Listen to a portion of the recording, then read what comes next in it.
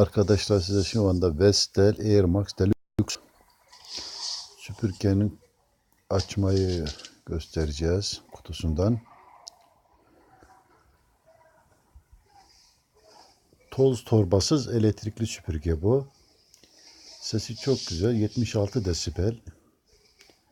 Maksimum 300 watt gücünde.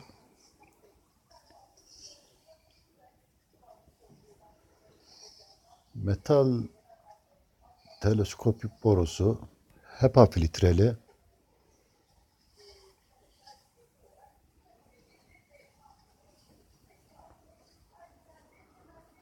Toz torbasız. Toz torba kapasiteli 1 litre toz alıyor.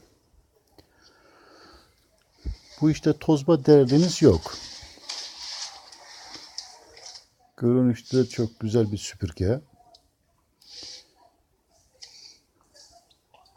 Sesi çok harika, yani sesi çok düşük olarak hazırlanmış Vestel tarafından. Şu anda size tanıtımını yapmak başladık bunun. Evet, şu anda kutudan çıkarıyoruz süpürgemizi, size gösteriyoruz. Nasıl çalıştığını, nasıl özelliklerini. Evet.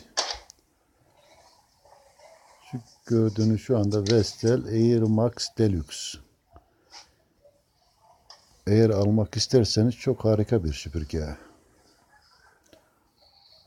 Görüyorsun, gri renk, mavi şeritli. Şu arka tarafında HEPA filtresi var bunun. Bunu devamlı temizlemeye gerek yok.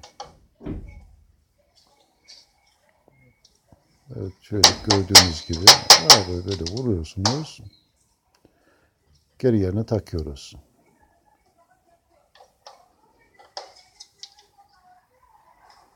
Biraz acemilik oldu takmamızda.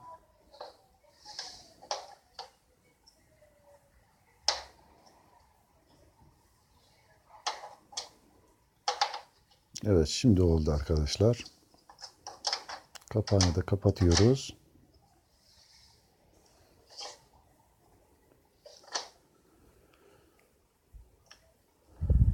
A enerji.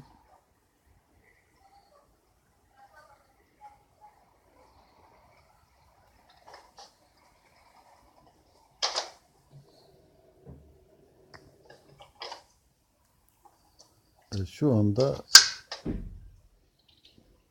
kapağını açıyoruz.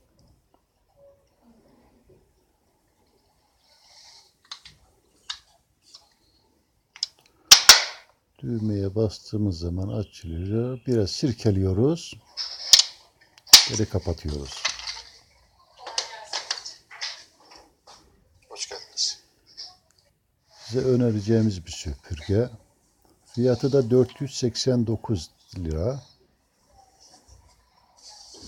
Eğer başka bilgi almak isterseniz bilgiye mail adresimize atarsınız inşallah. Teşekkürler. Hepinize iyi günler dilerim.